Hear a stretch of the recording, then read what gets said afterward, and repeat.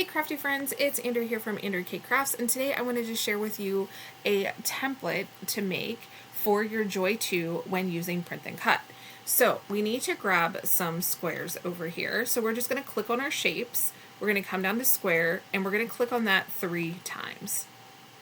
We're going to close out that side panel and we're going to move our shapes, our squares over out of the way, and we're just going to work with one at a time. The first one we need to work with is the main structure. So that's right here, this long piece. Now we need to size it. So we're taking a square and turning it into a rectangle. So we need to unlock the proportions. So we're just going to click the unlock button, and then we're going to put our width in as 3.19. Then we're going to come over to height and we're going to type in 7.22. All right, and now we have that section done. So what I'm going to do is lock our proportions, and I'm going to move this over onto the 1 inch line of our screen, of our canvas, and we're going to push it all the way over to the left. What you want to do, if you're not, I suggest you do this, even if you're really good at lining things up, go to arrange and make sure that your Y is at 1 inch. So we're going to delete what's there and put it at 1 inch, and that has it at the 1 inch mark. That's exactly where it needs to be. Now we're going to work with these 2 pieces right here. And what we're going to do is we're going to click on them.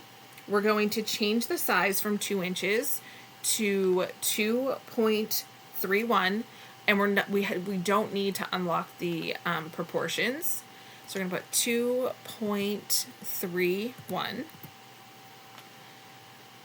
and now that one's done. Now for this one, we're going to take it all the way up to the top, and then we're going to highlight both of these pieces.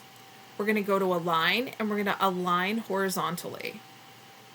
So now we're going to work with this square. We're going to take this one, we're going to come up here to size, we're going to unlock the proportions, we're going to make the width 2.31, oops, 2.31, and we're going to make our height 1.96. Then we're going to pull it over to here. And again, we're going to line it up. So we're going to highlight these 2 pieces right here. We're going to come to a line, and we're going to click align horizontally. And then we're going to click on this rectangle again, and we're going to click arrange, and we're going to make sure that it's at 7.296.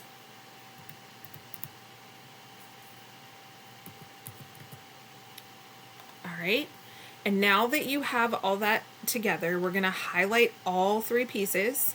We're going to come down and we're going to click weld. All right, now that everything is welded together, you're going to come up here to where it says basic, and you're going to come down to print and cut.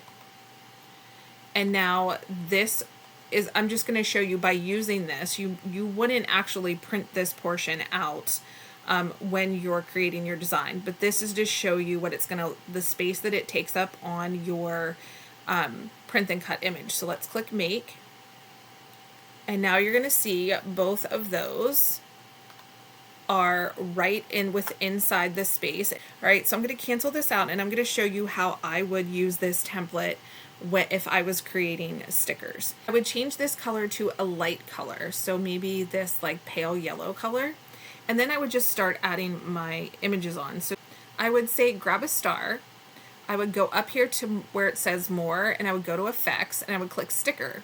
So this makes it a sticker image now. I would smush it down to fit where I wanted it to go. And then I would do this for all different sizes of images that I wanted to make. So let me just do a sheet full of stars, and we'll send it to do the make.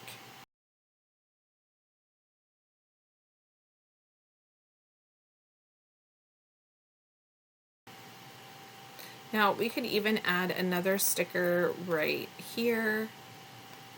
So my suggestion is fill up your sticker sheet as much as possible. Then the next thing that I would do is I would click on the background and I would hide it. And then I would highlight everything and click attach. And then you're going to send it by clicking make. And now you've taken up almost all of the space that you have available. Now, do you see what I mean by there's a little tiny bit up top that you could kind of tuck things into and at the bottom.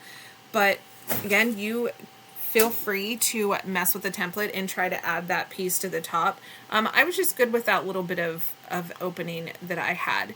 So, like I said, this is just an easy template to make. It will help you get the most out of all of your stickers and anything that you want to print and cut. If you're a card maker, you do Bible journaling, or you do any type of junk journaling, scrapbooking, this is a great way to be able to use the most space with your Joy too. All right, I'm going to click cancel. And just remember to always keep yourself a template off to the side and available so that you don't accidentally delete it. But you could always come back and watch this video and recreate another one for all the sizes that you need it to be at. But yeah, just remember to keep one hidden all the time, and then you can just bring your stickers into this page every single time you want to create a sticker. So now that we did that, say maybe you make a lot of sticker sheets and you don't want to have to like delete stickers after you've made them. You want to save all of your images. What I suggest then is you can take this over to multiple multiple projects. And how you would do that is you would simply click just on the background. You're going to right click and click copy. You're going to come up here to these three dots and click File, New Window. Then you're just going to, you can enlarge it. You can open a new blank canvas. I do not suggest you taking this into a sticker canvas, like just to make stickers, because it'll tell you that it won't work. It'll either say it's too large because it turned that into a sticker, or it will say that it doesn't. If you change it to a basic cut, it will tell you it's not supported. So this is how I recommend to do it. Then you're going to right click on your new page and you're going to click paste. And now you can save this as a different option, right? So you can just rename the project when you go to save it, and then you can make it like you can make it the printer template. And then click save. And then you would always have it as a backup on one of your pages. So that is all. That is what I came up with. I hope you guys found this helpful. If you did, please give this a thumbs up. If you have any questions or need it explained differently, I don't mind doing that at all. You just have to reach out and let me know. If you're not part of our membership over on our Facebook group, it's free to join. You just have to request and I will let you join in, and we can discuss it more over there if it's not something you're comfortable putting on YouTube. But yes, this is the easiest way I found to get the most out of my sticker paper when I'm using my Joy 2. Alright guys, thank you so much for watching. I hope you all have a great day, and I'll talk to you in the next video. Bye!